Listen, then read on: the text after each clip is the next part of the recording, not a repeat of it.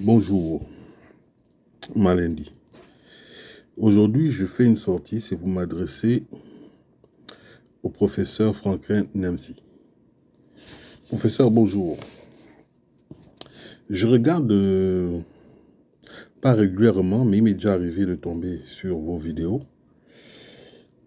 Et bon, je peux vous dire que je les trouve pour la plupart du temps très pertinentes.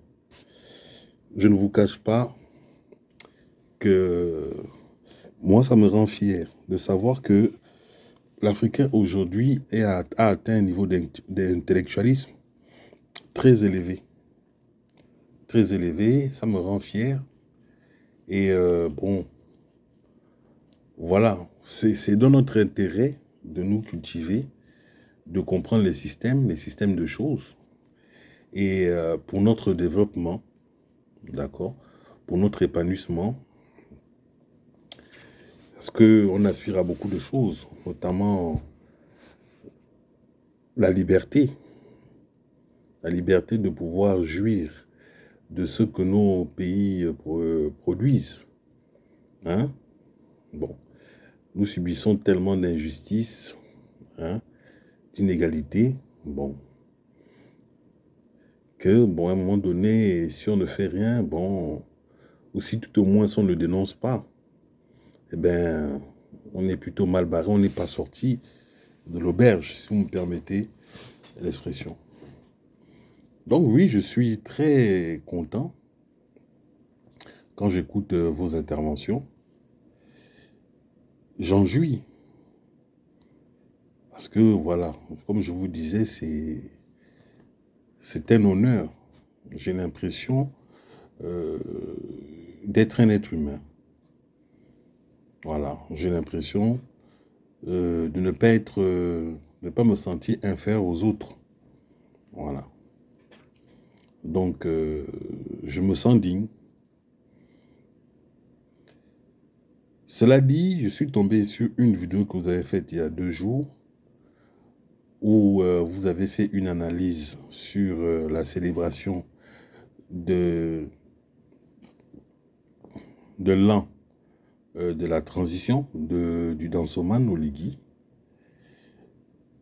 Vous en avez profité pour faire une analyse sur une interview qu'a faite récemment les journalistes de TV5 Monde avec M. Ondossa, qui était l'opposant numéro 1 aux dernières présidentielles du Gabon. Bon, vous êtes parti dans la première partie de votre vidéo, vous êtes parti sur la base de faire des hypothèses par rapport à l'information que vous avez reçue. Mais dans la seconde partie de la vidéo, je ne vous cache pas que j'ai été moins enthousiaste parce que, bon, vous en êtes arrivé à tirer des conclusions, d'accord, sur les informations que vous avez reçues. Votre source, apparemment, d'après vos dits, d'après ce que j'ai compris de votre vidéo, c'est Jeune Afrique. Donc, Jeune Afrique aurait dit que M. Ondossa aurait reçu la bagatelle somme de 10 milliards, je crois, de francs CFA, pour s'effacer de la présidentielle. Donc, retirer sa candidature pour les présidentielles de 2023. Et c'est que Jeune Afrique aurait écrit, et vous vous êtes appuyé là-dessus pour affirmer des choses, conclure des choses, conclure que M. Ondossa serait un opposant corrompu. Et donc voilà, donc c'est l'objet en fait, moi, de mon intervention. Je voudrais apporter un contre-élément ou une contre-argumentation à vos allégations. J'ai trouvé impertinent votre démarche parce que vous affirmez des choses une fois de plus, ou alors une fois exceptionnellement, sans éléments de preuve fiables. Pour moi, Jeune Afrique n'est pas une source irréfutable.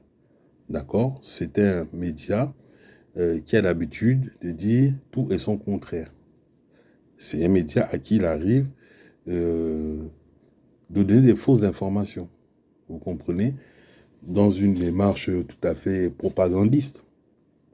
À des buts, bon, vous savez, hein, ce sont des médias qui sont, vous-même vous l'avez dit de toute façon dans votre vidéo, qui sont à la solde du pouvoir, notamment du pouvoir impérialiste. Vous les avez cités, eux, Jeune Afrique et TV5 Monde. Vous avez dit que ce sont les médias qui sont à la solde des impérialistes ou des néocolons. Alors, il me semble que certains médias de ce type ont aussi sorti des investissements à votre égard en disant, par exemple, que vous ne meniez pas un combat vrai, un combat réel pour les causes africaines, notamment votre fameux combat panafricaniste. Certains de ces médias ont par ailleurs affirmé que vous étiez financé par des sociétés obscures, hein, en provenance de la Russie, par exemple. Bon, ce genre d'informations, on doit les prendre au pied de la lettre, ou on doit se dire aussi que c'est une façon de vouloir ternir l'image des gens qui se battent réellement pour la cause africaine. Qu'est-ce qu'on doit faire? Moi, c'est une première question que je vous pose. Parce que n'oubliez pas que ce que vous faites, l'exercice que vous faites à l'encontre de M. Ondorsa, on peut aussi vous le faire à vous, vous comprenez? Donc les informations vont dans tous les sens, mais je peux vous confirmer qu'il y a bel et bien des médias qui disent que vous n'avez rien à foutre des Africains, vous. Votre gagne-pain, c'est de venir décrire les choses, alors que, qu'au fond, vous vous en foutez en fait. Mais que vous êtes renuméré pour ça, pour faire ce travail-là. Vous comprenez? Donc, est-ce qu'on doit se baser sur ces choses-là, ou alors on doit le prendre avec des pincettes? Parce que je pense que vous avez tiré des conclusions hâtives. D'un autre côté, j'ai trouvé ça vraiment, comme je disais, impertinent et injurieux pour la personne de M. Ondorsa, que nous connaissons. C'est un Gabonais intègre qui n'a jamais volé, d'accord, qui n'a jamais été dans les magouilles politiques. Il ne traîne pas de casserole. Hein? Il n'a jamais été dans les infusions de sang de quelque nature que ce soit au niveau du Gabon, que nous sachions. Hein.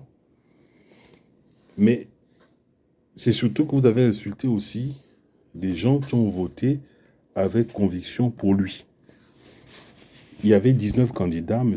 Ondorsa n'a convié personne. Il est venu, il s'est présenté, il a pris son courage à deux mains et il a présenté son projet succinctement, son projet de société. Mais on avait compris son programme de campagne et son projet de société, les deux. Donc les Gabonais normaux ont bien saisi la teneur ou la profondeur de son message. Vous-même, vous dites que le Gabon est sous un régime dictatorial depuis les pseudo-indépendances. Il vous arrive d'énumérer les quelques exactions que ces gens ont eu à poser, et je parle des gens qui sont au pouvoir, à l'encontre de leurs opposants. Il y en a qui ont été emprisonnés, il y en a qui ont été torturés, il y en a qui ont été extradés, il y en a qui sont arrêtés, enfermés, il y en a qui ont été tués. Il y en a même qui ont disparu. C'est vrai. Parce que c'est ce que nous connaissons au niveau du Gabon. D'accord? Bon, ces gens-là ne sont pas des enfants de cœur, en gros. Je tiens à vous rappeler que M. Ondorsa, justement pour avoir déjà à l'époque refusé de continuer à travailler pour le système, le pouvoir en place, a vu sa vie une fois basculée parce qu'il a été victime d'une tentative de meurtre. Il a été poignardé en plein centre-ville. Il s'est retrouvé avec ses intestins, ses boyaux à l'extérieur. Il a été emmené aux urgences. Il y a eu une procédure judiciaire qui a été ouverte et jusqu'au jour d'aujourd'hui, nous attendons toujours les conclusions. En gros, c'est pour vous dire que c'est une affaire qui a été classée. Hein? Ouais, dans quel système nous vivons? Nous, on est en 2024. On n'est pas là pour dire oui, Lumumba, Sankara, mort en martyr. Non, on n'est plus ça. On ne veut plus perdre un seul des nôtres. Bêtement. Vous comprenez? Ce monsieur expose sa vie. Il expose sa vie. Mais est-ce qu'il est là pour exposer sa vie seul? Il se bat pour la cause de l'ensemble. Si un Gabonais intègre, doit laisser une goutte de sang, de son sang couler, donc c'est tous les Gabonais qui doivent suivre. Mais nous, on n'est pas dans cette optique-là, on est des démocrates, on est des intellectuels, donc nous, on croit à ces valeurs, on croit à la démocratie, on croit à la diplomatie. Et on va l'user jusqu'au bout. Mais pas au risque péril de la vie d'un individu, non. Donc il est tout à fait normal que ce monsieur ait des réflexes de réserve. D'accord? Il est tout à fait normal aussi que ce monsieur, à un moment donné, après s'être exposé comme il a fait, ait subi ce qu'il a subi, parce que le truc, il est flagrant. Il y a eu non seulement une tricherie de la part d'Ali Bongo, mais il y a eu un braquage armé de la part du cousin de ce dernier, donc d'Ali Bongo, en la personne d'Oligui, que nous connaissons très bien. Ce ne sont pas des enfants de cœur, une fois encore, je vous le redis. Donc, il faut aller avec des pincettes. Et je crois comprendre ou entrevoir la démarche de M. Ondossa, qui est très sage. Voilà. Ce qui est important de dire, c'est que si effectivement l'info s'avère être vraie, mais c'est très grave pour les gens du pouvoir. Et c'est là où il faut mettre le doigt. Comment ça se fait qu'ils prétendent que Ali Bongo aurait gagné les élections et aller soudoyer son opposant? C'est soit l'opposant a perdu parce qu'on a déclaré qu'Ali Bongo a gagné, donc ça a été l'excuse de leur pseudo-coup d'État, ou ce qu'ils appellent un coup de libération. D'accord, on part sur ça, et ça se justifie, et c'est logique. Soit ils ont perdu, et la dernière carte qui leur restait, c'était de mettre l'armée pour verrouiller le pouvoir et faire taire les opposants. Sauf qu'ils ne peuvent pas éliminer comme ça. Il faut certainement une stratégie. Et vous conviendrez avec moi, vous me l'accorderez. Donc d'abord, de réduire au silence en le soudoyant. Mais même si tel était le cas, mais c'est grave pour les gens du pouvoir. Vous imaginez, vous payez quelqu'un, vous faites tout ceci malgré. Vous dites que vous êtes venu restaurer les institutions, redonner ces lettres de noblesse au pays qui avait perdu toutes ses valeurs, toute sa dignité, en commençant par le mensonge et la corruption. Mais c'était grave. C'est extrêmement très grave. Mais moi, je ne vois même pas ce qui dérange dans tous les cas de figure. 10 milliards est un grain de sable dans ce que le Gabon produit depuis qu'on a découvert du pétrole là-bas, et du bois, et du manganèse. C'est un grain de sable. C'est qu'un pauvre d'esprit qui peut voir ça comme étant une chose extraordinaire. Est-ce que vous pouvez vous imaginer les milliards qui sortent de ce pays et qui rentrent tous les jours, chaque heure? 10 milliards est un grain de sable. Sinon, les gens du pouvoir ne feraient pas tout pour se maintenir là autant de temps, plus de 60 ans maintenant. Des milliards. Où sont les milliards que Ali Bongo a volés? Pourquoi vos médias qui vous informent, dans Jeune Afrique et TV5 Monde, ne font pas une enquête sur la fortune amassée lors de ces 2 mandats d'Ali Bongo? On va parler aussi des milliards. Pourquoi on ne fait pas une émission là-dessus? Pourquoi on ne met pas la lumière là-dessus? Sur tout ce que les Bongos ont volé. Pourquoi? Moi, c'est une question que je me pose. Ça, c'était le premier volet de mon intervention.